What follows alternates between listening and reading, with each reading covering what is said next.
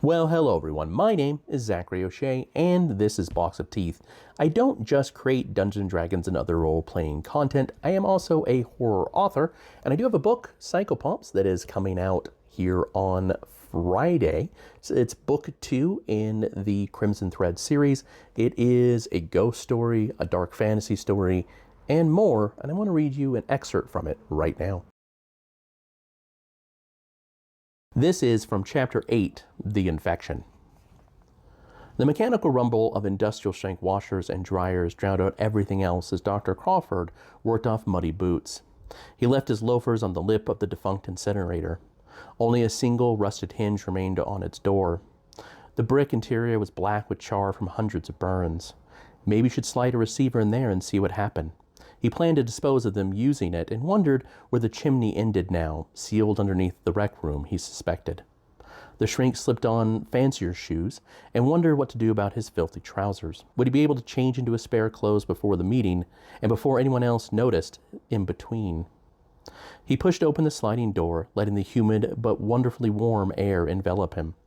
The effluvious stench of moist cloth, industrial cleaners, and overtaxed filters comforted him, despite the cords hanging from bare bricks and dingy clothes dangling from open mod machines. Despite the clear fire hazard of the space, the squalor's normality further settled Dr. Crawford's nerves.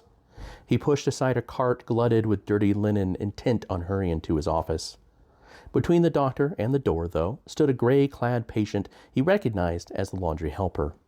As with most sanitariums, any sort of stimulation, even bright colors, existed only in a controlled environment. The drab man didn't turn as Dr. Crawford approached. His thick shoulders remained slumped as he mechanically sorted laundry. "Afternoon, Forrest," Dr. Crawford said, aloof and superior. When the man didn't respond, as usual, he paused. "Forrest?" The ideal resident ceased moving, even breathing. Forrest therapy sat at a point that he could be trusted with minimal supervision. Dr. Crawford smuggled the man extra treats to keep him quiet about people disappearing into the incinerator closet. In all likelihood, the gesture wasn't needed. Forrest wouldn't say anything his colleagues might find crazy, no matter its veracity. The model patient turned, his face slack. His eyes rolled independently of one another for several seconds before locking onto the shrink. A gaze of alien malice coated Forrest's stare, just like Hoyt's. His mouth moved. "It itches." "Forrest?" Dr. Crawford asked, backing up. "Under the skin." The normally docile loon said as he charged, his sodden hands striking out. His nails dug into the shrink's expensive shirt. Forrest shoved Dr. Crawford against the chugging machines. Two of his shirt buttons tore off and bounced along the floor. Dr. Crawford gasped. His bones ground against the rumbling steel behind him.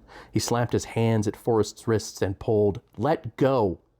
"Tear our way out," the madman slurred, his knuckles turning white. Dr. Crawford wrenched one of Forrest's hands away and ended up gouged by the patient's fingernails in the process. Forrest made a grab at Dr. Crawford's face, intent on pulling it off.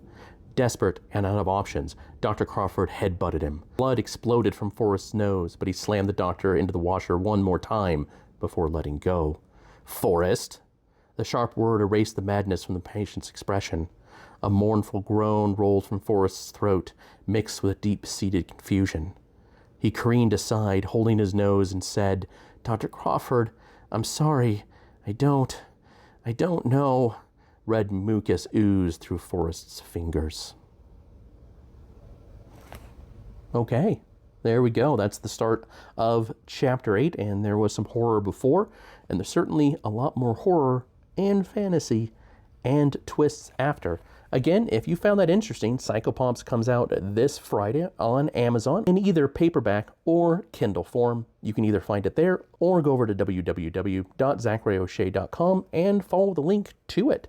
If you want to get started, of course, grease paint is right there. It's got a killer clown and some twists and turns as well. As always, I do appreciate your time and your attention. I just want to let you know that this is coming and wet your whistle.